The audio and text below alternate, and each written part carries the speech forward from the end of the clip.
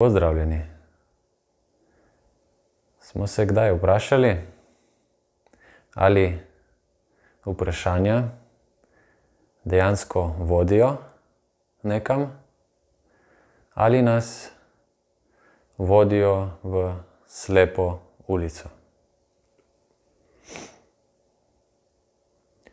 Če bi se malo ustavili in vprašali, kam nas vodijo vprašanja in ali je potrebno toliko vprašanj, bi lahko ugotovili, da vprašanja dejansko vodijo v slepo ulico oziroma slepe ulice. Ko si postavimo vprašanje in seveda čez nekaj časa, ko prejmemo odgovor, se hitro lahko zgodi, da iz tega vprašanja nastaneta dve in iz naslednjih dveh še naslednji dve ali veliko več. Dejansko se vprašanja sama po sebi izrodijo. Prej ali slej imamo več vprašanj, kot je možnih odgovorov. In zakaj moramo postavljati toliko vprašanj?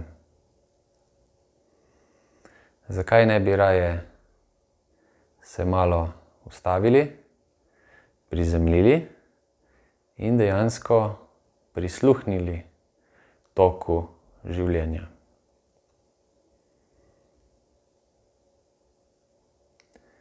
Z opazovanjem bi lahko veliko teh vprašanj samo po sebi izginilo. In naša naloga bi bila veliko manjša oziroma lažja.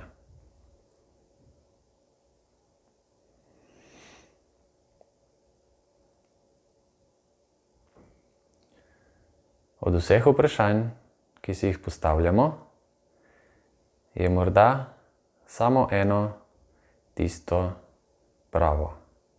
In sicer, smo se kdaj vprašali, kdo se dejansko sprašuje po raznoraznih stvareh? Kdo je tisti, ki dejansko postavlja vprašanja?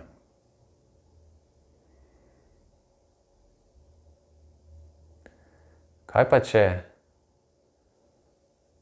tisti ne obstaja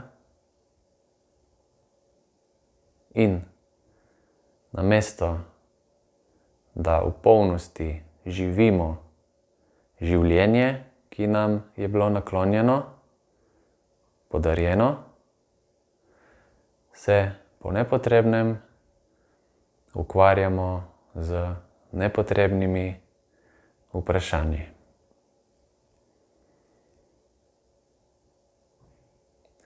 In tako življenje teče mimo nas.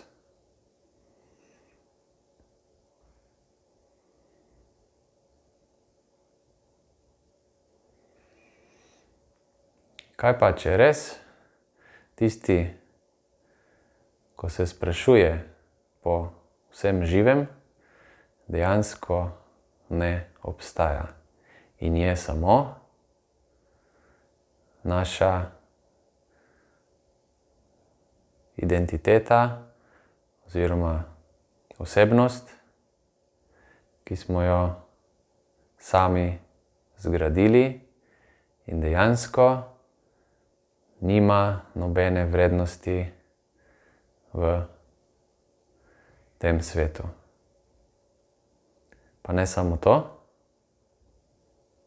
dejansko nas zavira pri polnem vključevanju v ta svet in pri spoznavanju samega sebe.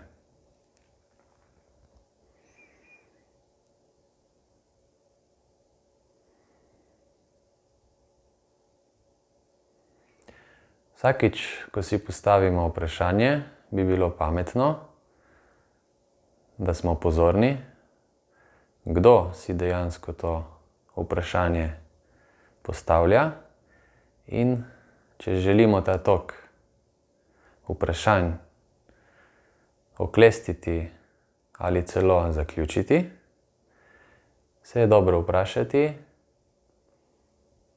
iz kje se rojevajo ta vprašanja.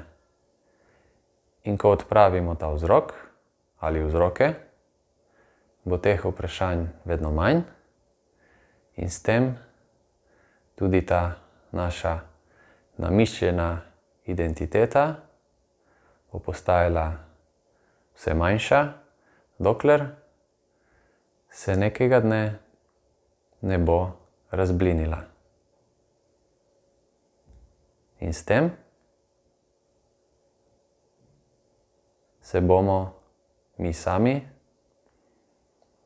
naš pravi jaz, naš božanski jaz, končno osvobodil. Hvala.